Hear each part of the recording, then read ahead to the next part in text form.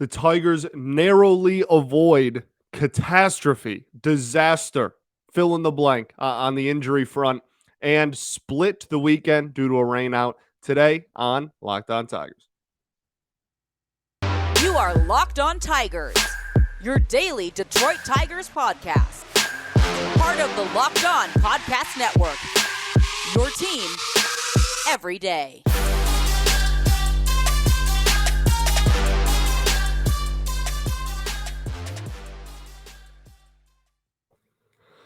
What is up, everybody? Welcome back to another edition of Locked On Tigers. I'm, of course, your host, Scott Bentley. Today is Monday, May 23rd. Happy Monday, 2022. Thanks for making Locked On Tigers your first listen every day. We're free and available wherever you get your podcast. That is including YouTube. This episode is brought to you by BetOnline. BetOnline has you covered this season with more props, odds, and lines than ever before. BetOnline, where the game starts. Okay. So not a series split, because technically the third game of the series will get played. I think they said in July. It's a ways away now. But they do split the weekend, we will say. We'll just drop the word series from that. They split the weekend. 1-1 against Cleveland, the Guardians, this past weekend. There was a lot going on. There's plenty to talk about. And there's a little bit of good and still a lot of not very good. And that's topped all off by everybody holding their breath together for like 48 hours straight, awaiting the results of the Tarik Skubal news. It sounds like he's going to be okay. Thank goodness. But if you did not watch, Tarik Skubal, well, I guess we'll just get to the starting pitching. We can just talk about the weekend starting pitching as a whole. Faedo gets Friday, and Faedo gets Sunday. Skubal gets Friday. Both looked pretty solid in their own right, I think. I mean, Skubal shoved. That. You know what the fascinating thing about fascinating is probably not the right word. One of the most encouraging signs of Friday was that I don't think Skubal was on his A game, especially with the command. He was dotting some fastballs for sure, but really the entire outing, he ended up going exactly 5 innings, right? The line drive off his shin happened to end an inning. So even, not even, the entire outing, I really thought the command of his curveball was like pretty weak. He had a really hard time locating the curveball and the slider very well. Didn't have a super good feel for it. More so the curveball for sure. And as time went on, the command with the slider I thought got a little bit better. But I mean, legitimately, the entire outing, I was not very impressed is definitely the wrong word. He still did great. But that's what is so intriguing about it, is the fact that even when he did not have his best stuff, he went 5 innings, 4 hits, no runs, no walks, 5 Ks. And that was not the best version of Tarik Skubal that we know. And that's awesome, right? Like that's incredibly encouraging. And yeah, encouraging is definitely the word, actually. Yeah. Definitely big time encouraging and really, really nice to see, because that's what makes great pitchers great.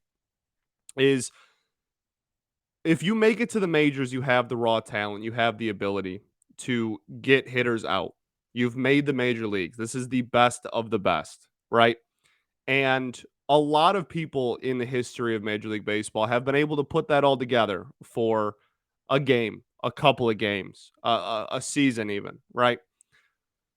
Being able to not have your best stuff and have an off day and not be 100% with your command, maybe not 100% with the movement on pitches. It's not an 100% day, and still be able to shut a Major League Baseball team out is ridiculous. And that is why, even though it wasn't the best start we've ever seen out of him, and it wasn't, he wasn't throwing pitches that made you like gasp, maybe, like he usually does, and his whiff total was 5 through 5 innings, right? Like not crazy, but his fastball command was really solid. He was getting a lot of called strikes. on the four seam fastball. And then on top of that, like I said, just being able to get a lot of weak contact and be able to get out of it without giving up any runs and continue his now, I believe it's 20-ish, 19, 20, somewhere around there, shutout inning streak. It's just unbelievably encouraging. His ERA on the year is also 1.81 now, by the way. Fantastic. Dude is unbelievable. Like I said, only 5 whiffs on the outing on 33 swings. That number, while it is very low for anybody that's a starting pitcher in today's day and age, it's not like scary because it's Tarik Skubal and we know what he's capable of doing. We know he's capable of putting up like 20 whiffs in an outing if he really wanted to. So this is not like a cause for concern or anything. But as we talked about, his stuff was not on its A game. And the fact that not A game Tarik Skubal still leads to 5 innings of shutout ball is pretty damn awesome. So let's just be thankful that we have Tarik. Average exit velocity was 95. That's a little hot. The four seam was really getting hit pretty hard when it was hit, but it was mostly honestly being looked at for a strike. An insane 47% called strike plus whiffs percentage on the four seam fastball and a 45% on the sinker, which combined between the two of them, he threw 30 times of his 66 pitches. So it was a lot of looking strikes, a lot of looking strikes, which is awesome. You know, you need those too. So all in all, just really impressed with his ability to I guess kind of dig deep, right? Just have the that dog in him, you know, have that dog in him and have that ability to still shove even when you're not on your A game is absolutely fantastic. He did get hit by the pitch. Everybody was terrified. We were kind of on the cusp there of having all 6 of our opening day starters all on the IL. It does sound like at the time of this recording, from what I know, that he is going to be fine. And he might not miss. His start might get pushed back like a day or two, his next start, but it sounds like he's okay. He didn't have any, he was walking around fine, said it was a little sore, said it felt like he had just got hit by an 100-mile-an-hour line drive, which, like, you know, fair. So I think he's just got a really big bruise and it missed most of, like, it could have been a lot worse. It could have been a lot worse. And so I think we should all just be really grateful that it was not a lot worse. And it sounds like he's totally planning on pitching the next time in his rotation spot. It might just be a day or two later than we're used to. But awesome news and an awesome outing. And his ERA is now 1.8. So he's the man. That's the ace of this team. Okay, we're going to do bullpen, I think, at the end, just like bullpen recap of the weekend. So we'll do Alex Faedo really quickly.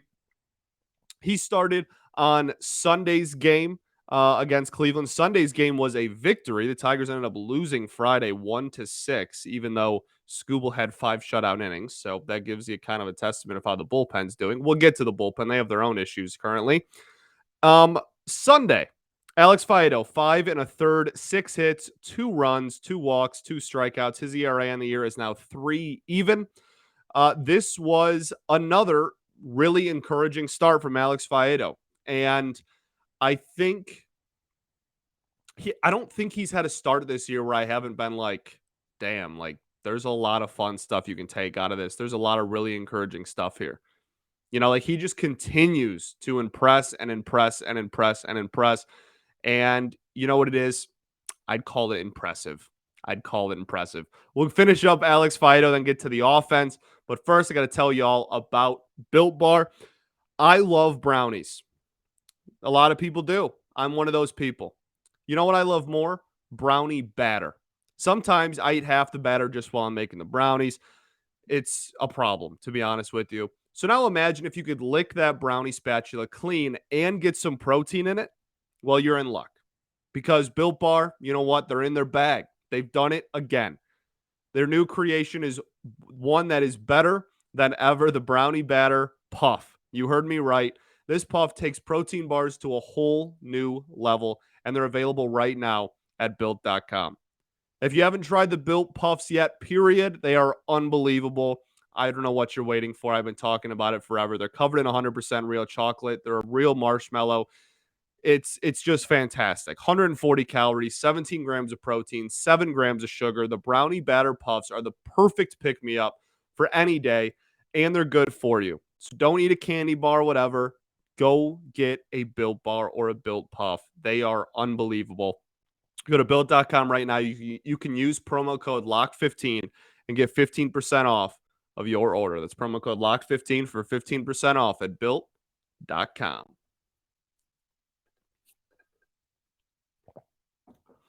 All right, everybody. Welcome back here to segment 2 at Locked On Tigers. Thanks for making Locked On Tigers your first listen every day. For your next listen, check out the Locked On Now podcast.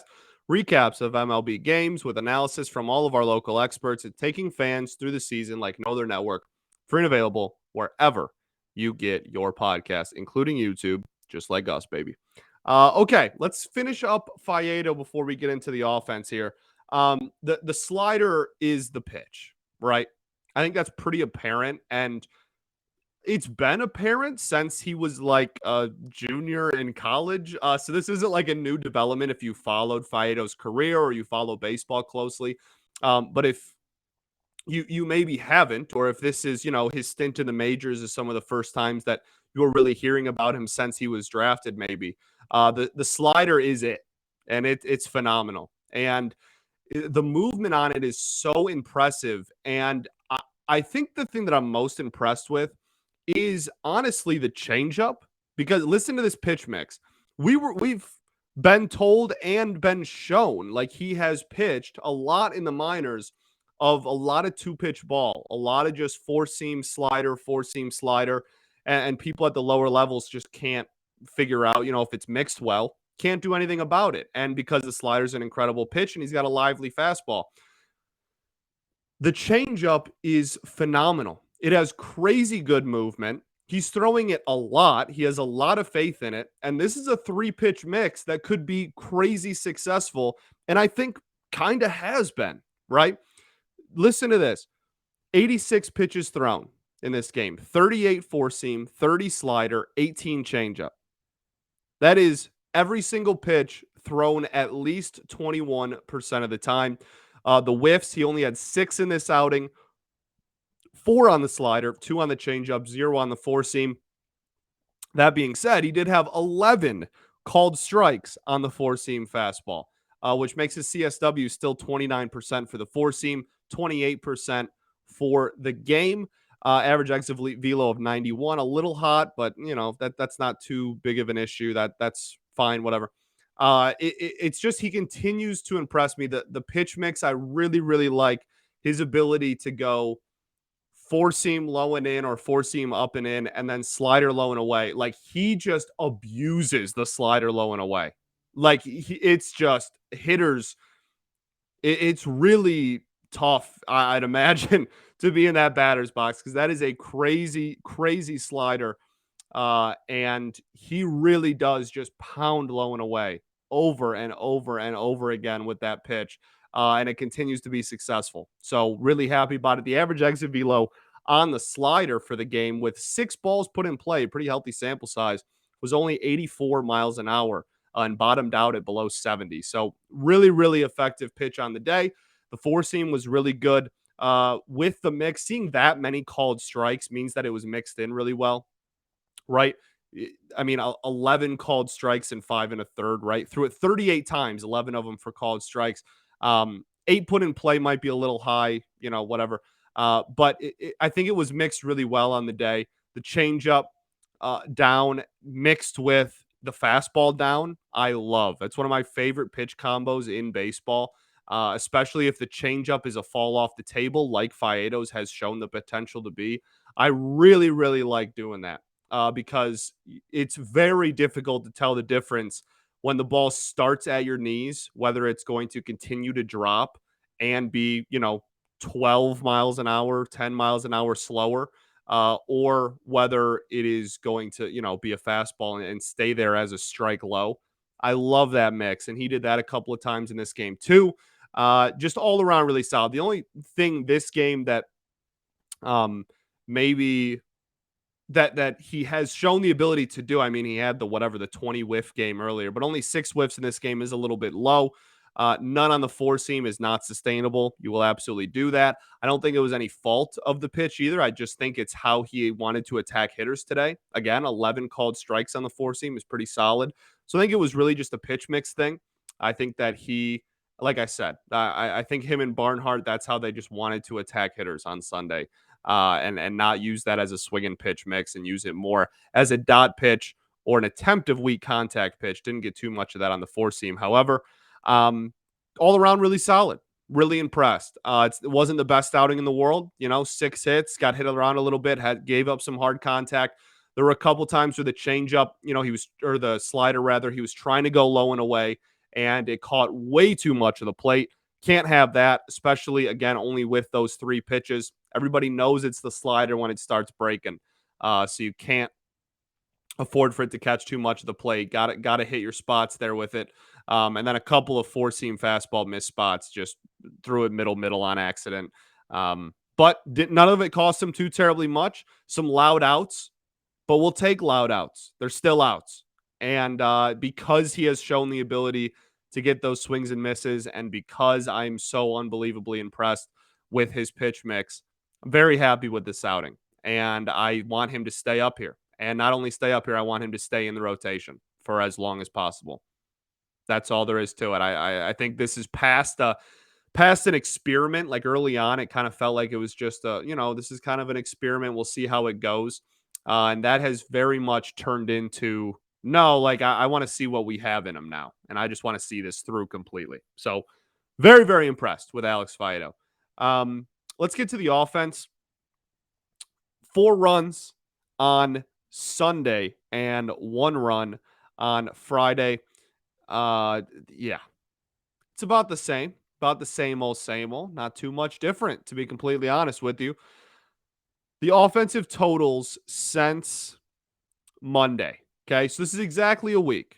You're listening to this on Monday. Since last Monday, 3-1-1-1-4. And the crazy thing is the pitching has been so solid that if they can even score 4 runs, right, they are winning ball games. Jim Costa, 97 won the ticket, tweeted out, Tigers are 13-6 in games where they score 3+ runs. That's it. Only 3. And they are, 7 games over 500 in games that they only score 3 or more. That's it. Just, you gotta hit. We saw a little bit on Sunday, right? We saw Javy finally homer. That had to feel good. For as much of an improvement, I should say, as Jamer's numbers are in the month of May, I'd say probably the last week he started slowing. Maybe not. Maybe week is too big. Since the win in the Tampa series, okay, that's like a day off from a week, whatever. He's looked like he's slowing down a little bit since he hit the homer, whatever that game was. Since he hit the home run in Tampa, I think that he's slowed down a little bit. Scope continues to hit the ball pretty hard, but it continues to be right at people. Had a couple of strikeouts this weekend as well. I mean, it's the same. Like Willie Castro, for as good as he was for about a week there, maybe a 10-game stretch, he was probably the best hitter on the team. The last week, he has certainly regressed back to, kind of that 4A level player. Willie Castro is, like his OPS now matches like the rest of the team. It's no longer like crazy. Oh my goodness, Willie is the best hitter on the team. 0 for 4 again on Sunday. And I think he went 0 for on Friday as well. But did he have a walk in that game? No, he didn't. 0 for 4 with 2 Ks in that one too. So I think we're just like, we need to ride the hot hand. I wasn't against putting him in the lineup because we can't hit. So anybody that can hit should get everyday spots in the lineup. But I think we're finally starting to see him come back down to earth here. And I'm not really sure what else to do with the rest of the lineup. Robbie had a good day on Sunday, which was nice. That's a nice change of pace. It's been a while since we've seen Robbie Grossman have a really good day. But I mean, he went 1 for 3 with a walk. Like that's a lot more than, like I said, a lot more than what we've been used to. And a 324 on base percentage leads the team, even though his batting average is barely 200. But it's like I don't know what else to say about the offense. I really don't. I don't know how many different ways I can word the same thing. They're laboring. They continue to struggle immensely. Um, it's hard to win games when you can't score. And I mean, even on top of that, 5 of your 6 opening day starters are all on the IL. Can't afford to just not have an offense, and we certainly have really struggled in that department. I wasn't even that confident with the 4-piece we put up on Sunday. Like Bieber kind of looked pretty good. Well, I don't know, looked good versus results, but I mean he had 10 Ks in 7 innings. like, like we got a couple of runs. That's nice. Got a few runs off him. I think only 2 of them were earned, but because they randomly counted an error. That's right. Robbie should have had 2 hits. He had a good day. But like 10 Ks in 7 innings. Like, I'm glad we won. I'm very glad we won. But that's not a sustainable thing at all. So I don't know what else. I don't know what else to say. I don't know what else to say. Got some extra base hits, scored some runs, direct correlation as we keep talking about. Let's keep it rolling, I guess. Let's keep it rolling. Hopefully this is we're slowly starting to turn a corner. Hopefully. I said we were in Baltimore and since then what are we 2-2 since the Baltimore series? So no, 2-3, right? 1, 2, 1, 2, 3. 2-3 since the end of the Baltimore series. Gotta score. Gotta score runs. That's really all I got. I don't know how much more there is to really say about the offense. Des Cameron looked good. Good for him.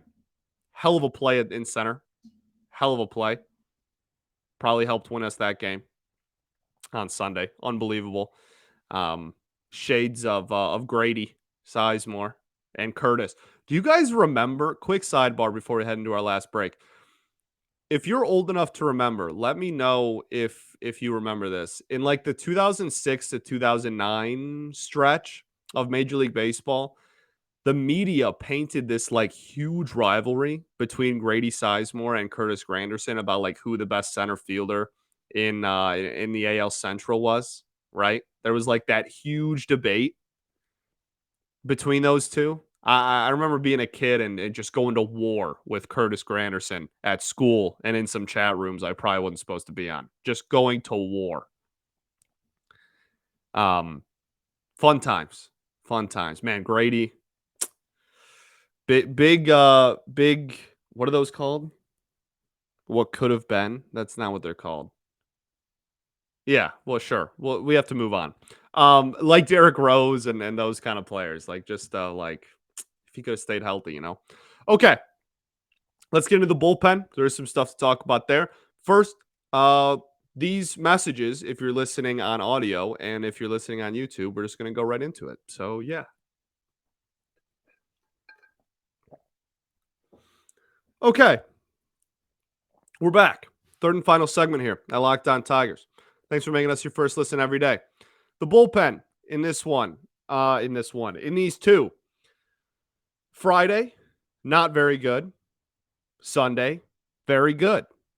We do have to have a conversation about the back end of the pen, but we're going to start with just going over kind of who struggled on Friday. Jacob Barnes, that's a few outings in a row now where he's just given up tanks. After like all the runners get off the base paths, then he just like starts striking people out again. It's pretty ridiculous, honestly. I'm not sure anyone really expected Jacob Barnes to sustain his like 1.5 ERA or whatever he had. They're rocking for a little bit in April. And it's at a 4.2 right now. If he's a like high 3 ERA reliever, that's still a massive win for this pen and a really big win for the front office, a really good pickup in the offseason. So if he can just get back to that, I'm going to be very okay. The fact that he's given up, he gave up 4 runs on Friday and gave up a couple of runs in Baltimore and stuff, and his ERA is still 4.2, shows you how good he was there at the beginning part of the season. I still like his pitch mix. I still like his cutter a lot. I think it's a barrel missing kind of pitch. And like I said, if he can just have a sub 4 ERA, I will be very pleased with Jacob Barnes. Jason Foley pitched in Friday, gave up a couple of runs. It's just he's so inconsistent with his stuff. Some days it looks fantastic, and you're like, oh well, there's Jason Foley, and then some days it looks pretty flat, and you're like, this is like fringe bullpen kind of stuff. So we're gonna have to keep an eye on him and see how consistent he can end up being and see where he ends up. I mean, he's going to be here for a little bit at least because of all the injuries, but we'll see. Drew Carlton back in the show on Friday looked pretty solid. Not too much to say, but threw 2 outs and 2/3 of an inning and didn't give up. They were perfect 2/3 of an inning. So shout out to Drew Carlton, I guess. Okay, let's talk about what? What do we want to talk about? Sunday. We can talk about the pen on Sunday. Also, I'm just now remembering Foley and Carlton. That was a mid-inning switch, and there was definitely some hits given up or some runs given up all around by whatever. The Drew Carlton's not going to be here. Pay attention to Jason Foley's stuff. That's all that's important. Okay, Sunday. Moving on. Really, really good bullpen outing until, well, all around. I mean, it was good statistically, like on paper, right? Like Andrew Chafin's so nasty. ERA is now 2 on the season. Got some, I mean, his breaking ball is absolutely filthy. I love Andrew Chafin. I think as the season goes on, he's just going to get a bigger and bigger role in this bullpen. 3 whiffs on 16 pitches. The slider had all 3 of them. He was getting people to swing at stuff that was a foot out of the zone. He's absolutely nasty. I love the man. And with everything included, like righty lefty and all that, I just feel like by the end of the season, he's going to be one of the more prominent fixtures in this pen. And that is awesome because he is really, really good. Alex Lang pitched in this one. Looked great. 1 in the 3rd, 3 strikeouts, 1 walk. No hits, no runs. His ERA on the year is now 1.7, and he maintains that really low whip we talked about in his last outing. Only 1 ball put in play. He's the man. He's just the man. 4 whiffs in an inning and a third on 6 swings. A 46% CSW percentage in his outing. I know it's only an inning and a third. Regardless, that's crazy. Very, very good. Incredible pitch mix. Really throwing people off, either getting people to swing through pitches or just having them off balance and they're taking strikes. He was phenomenal. Absolutely phenomenal. I love Alex Lang. Love Alex Lang. We've been on the wave since last year, if you've been listening that long. Alex Lang's the man. Okay, now let's get to the end. We'll end the show on this. Gregory Soto gets the 9th 0-2 count that turns into a hit batter. Then double play, and then gets out of it without giving up any runs, no hits, no strikeouts, etc., etc. So his ERA is now 2.92 on the season, but he has a very high whip. So the back end, this bullpen's weird. It's really weird because you have a pretty decent bullpen statistically still. It's definitely not as good as it was when everybody was like, oh, we have the best bullpen ERA in baseball, whatever that was 2-3 weeks ago. It's definitely not that good anymore. We've got some rising ERAs there. However, you still got some guys that can go out there if you need a shutout inning. Alex Lang's been phenomenal. Andrew Chafin's been phenomenal. Will Vest has been good, but now he's hurt. So it's a weird place to be in when you have a lot of dudes in the bullpen that you trust, but I don't think you trust any of them fully in the 9th. Like, that's a weird situation to be in. That doesn't make any sense. It does make sense. It's just not normal. It's really strange. You got a bunch of dudes that you trust in like the 6th, 7th, and 8th inning of close games. I'm not sure you have anyone that has fully earned your trust of the 9th, though. Michael Fulmer in his last 4 or 5 outings has taken a notable step back, a notable drop off. Gregory Soto, we know what comes with his territory. We don't have to go in depth on that, but I'm not sure you can really fully trust a dude to take the 9th just like fully confidently when he's pretty much guaranteed to give up at least one base runner in the outing.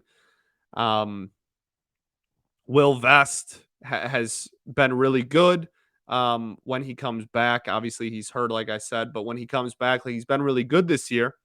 But a lot of inexperience and a lot of, like this is the first time he's really been good at the major league level. So that's kind of a tough thing to just throw a dude out there. Even in his last outing or 2 outings ago, he got hit around a little bit. Alex Lang has his own command issues. He's a young guy. You're not going to put him in the 9th, just like stress-free. There's nobody. There's nobody. I mean, I guess maybe Andrew Chafin, but again, that goes back to the conversation we had last week. You can't just change who the 9th inning guy is every day. You can't just, you blew a 1 save, so you're not the 9th inning guy anymore. We're just going to, you can't do that. And everybody wants to, because everyone wants results and change and everything immediately now. But that's just not how baseball works. And that's not smart. So we will see how the back end of the bullpen continues to develop. It will be an interesting one because, like I said, a lot of guys you trust a little bit, and a lot of guys you have trust in. A lot of guys you have trust in. Not sure there's anybody that you have closer trust in. And it's just made for a really weird last couple of weeks. That being said, Gregory Soto does close the door. We do get a win. Back in the win column. We will gladly take it. Looking ahead, well, I said at the end of Thursday's show that the next 15 games were going to pretty much determine the season for more or less. You are talking about 15 straight games against your division that you're at the bottom of. If there's ever a time to dig yourself out of it, this would be it. Starting off 1-1, not terrible. Also, that 15 moves to 14 because of the rainout. So now on to Minnesota. 3-game set against Minnesota. We also do have some injury updates really quickly before I let you go. Apparently, everybody's in the organization is actually legitimately worried about Austin Meadows. That's not a great update. Vertigo. We'll see what happens, but that's scary. That's scary stuff. So even on a non-baseball related sense, I hope the dude's okay because that's really scary. Yeah. Okay. Monday, Elvin Rodriguez will get the start. That'll be super cool. Major league debut. Starting pitching. I think it's his first career start. I think the only time we've ever seen him is out of the pen. So I believe it's his first career start. That'll be cool. Not his major league debut. Major league starting debut, however you want to word that. So that'll be kind of cool. We'll see how he does in that. Added to the 40-man at the very end with Cody Clemens at the very end of the very beginning of the offseason, very end of last season. Yeah. Matt Manning, I think they want to have one more start still before he comes up. And I think that's it. Erod officially to the IL. That's why Elvin is here. Oh, Erod to Erod. That's crazy. Erod to the IL. Erod replaces him. There you go. All right, that's all I got. Thanks for making Locked On Tigers your first listen every day. We're free and available wherever you get your podcast. For your next listen, check out Locked On MLB. Host Paul Francis Sullivan, please call him Sully, brings humor, passion, and his unique perspective on every team and the biggest stories from around the league. Follow the #1 daily league-wide podcast, Locked On MLB, on the Odyssey app, YouTube, and wherever you get your podcast. That's all I got. See y'all tomorrow. Hopefully talking about another dub. Peace and love. Going to therapy's dope, and I'll catch y'all then, baby. Go Tigers.